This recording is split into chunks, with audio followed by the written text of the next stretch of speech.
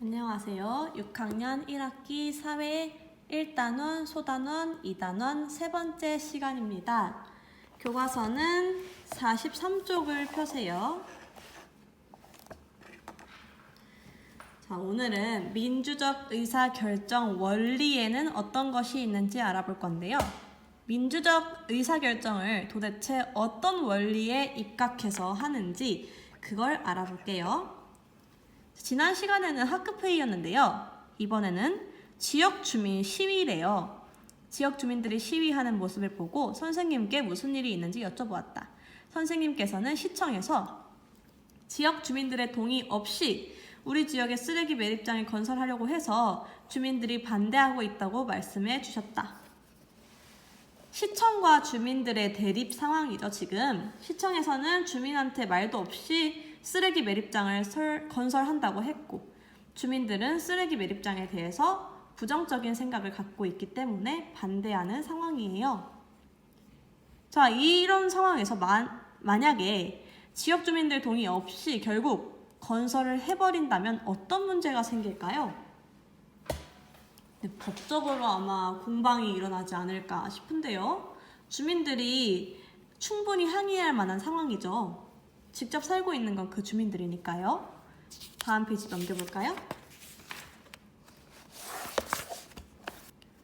소영이네 지역에서는 쓰레기 매립장 건설 문제를 해결하려고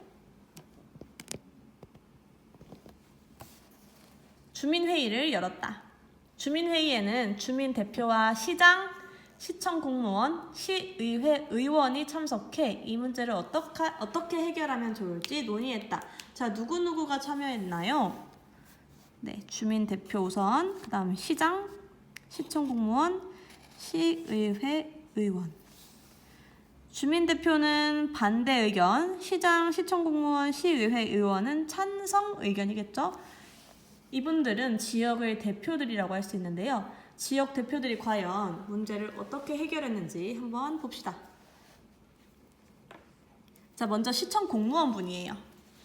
우리 지역의 쓰레기 매립장 건설과 관련해 여러분의 의견을 말씀해 주십시오. 자, 이분은 사회자 역할을 하고 계시네요. 자, 지역 주민 1. 저는 반대합니다. 반대 의견이라는 걸 명확하게 말했어요. 왜냐하면 쓰레기 매립장이 건설되면 냄새가 심하게 나고 환경이 오염되기 때문입니다. 지금 살고 있는 사람은 지역 주민인데 지역 주민들이 쓰레기 매립장 때문에 냄새나고 지저분한 환경에 살게 될 수는 없다는 거죠. 자, 거듭니다. 지역 주민 2. 저도 쓰레기 매립장의 필요성은 알고 있지만 우리 지역의 이미지가 나빠질 것이 우려됩니다. 쓰레기 매립장이 필요한 건 알아요. 아는데 그게 왜 하필 우리 지역이냐 이 말이겠죠. 쓰레기를 깨끗하게 처리할 수 있는 첨단 시설을 갖추면 냄새나 오염을 방지할 수 있습니다. 이분이 지금 시장님이신데요.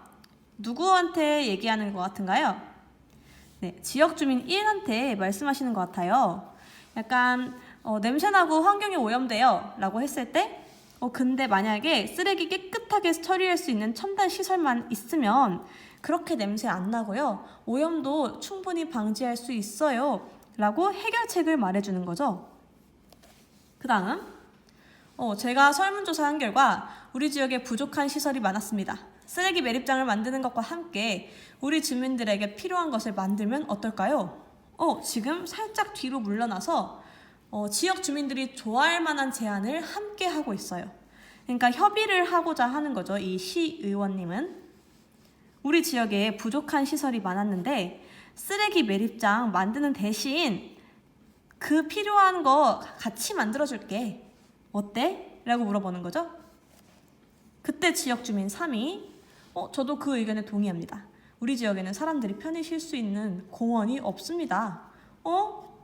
필요한 거 만들어준다고? 마치 우리 공원 없었는데 잘 됐다 라고 생각하시는 거예요. 자, 이제 점점 의견의 일치점이 보이나요?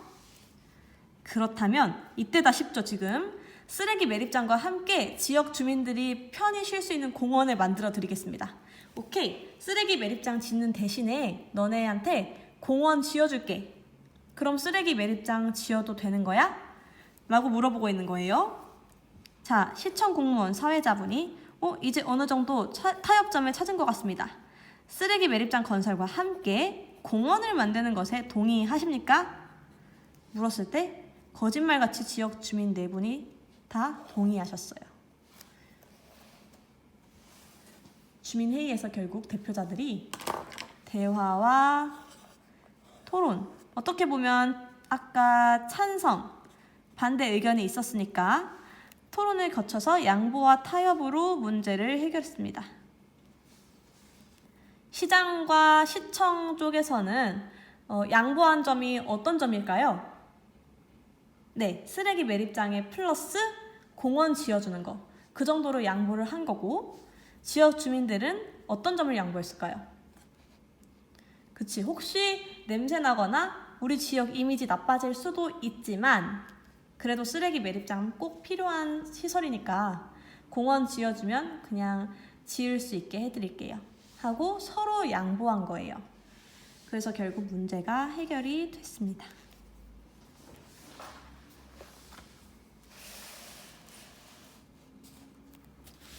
자, 하지만 소영이네 지역의 사례와 같이 언제나 대화와 토론을 거쳐 양보와 타협에 이르는 것은 아닙니다. 이게 무슨 뜻이냐면 우리 아까 이쪽에서 본 내용들은 굉장히 이상적이라는 거예요. 언제나 이렇게 서로 양보하고 서로 타협해서 아름답게 해결되지는 않겠죠, 당연히. 현실적으로. 그럴 때 어떤 원리를 사용하냐? 양보와 타협이 어려울 때 서로 한치의 양보도 없는 거예요. 절대 물러나지 않아서 끝이 안 보여요. 그럴 때 다수결의 원칙으로 문제를 해결한다. 많이 들어보셨을 거예요.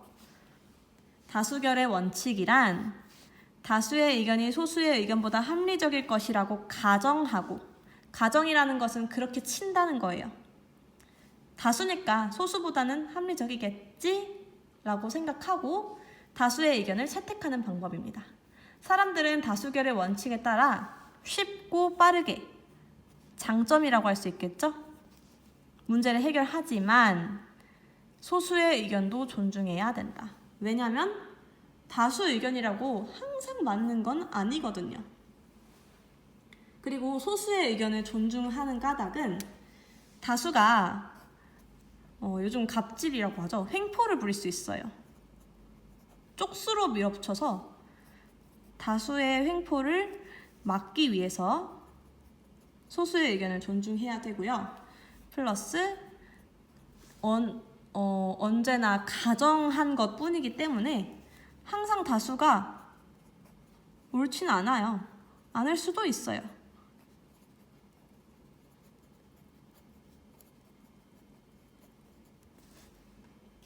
옛날에 역사적으로 보면 다수의 의견이 항상 옳지 않아서 다른 사람의 인권을 침해하는 정책이 시행되어 버리거나 또는 전쟁이 일어나는 사건도 많았다고 합니다.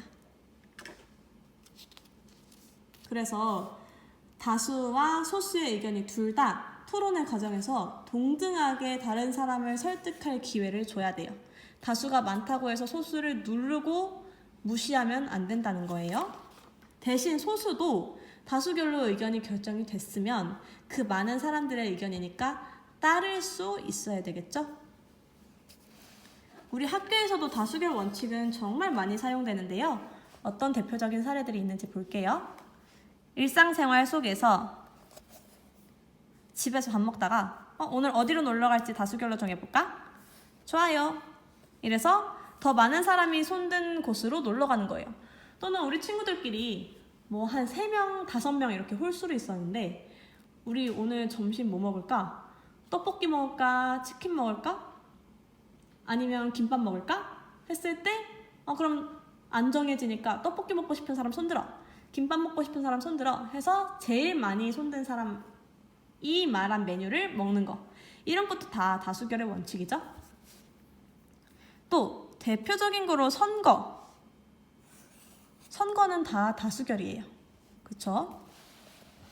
그 다음 학급 회의로 안건 결정. 이 친구들은 지금 자석으로 의견을 표시하고 있는데 체육대회를 축구로 할지 피구로 할지 달리기로 할지 일단 지금 보기에는 여기가 제일 수가 많아 보이는데 이대로 간다면 축구가 선정이 되겠죠? 이런 식으로 다수결의 원칙을 사용할 수 있습니다. 자, 그러면 공책 펴시고 민주적 의사결정 원리 첫 번째, 대화와 소영이네 지역 주민들과 뭐 시청 사람들이 했던 거, 대화와 타협.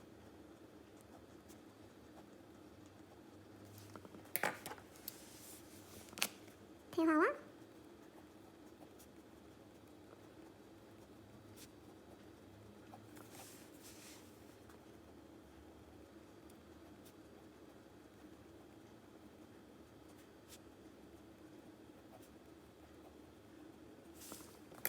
그 다음은 대화와 타협으로 도저히 문제 해결이 안 될 때 쓰는 거예요. 다수결의 원칙.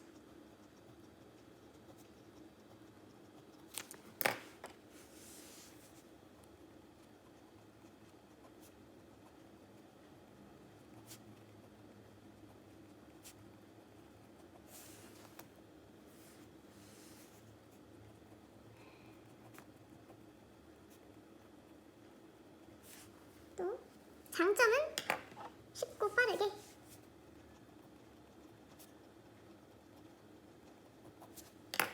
문제를 해결할 수 있지만 주의해야 될 점은 소수의 의견을 무시하면 안 된다는 거.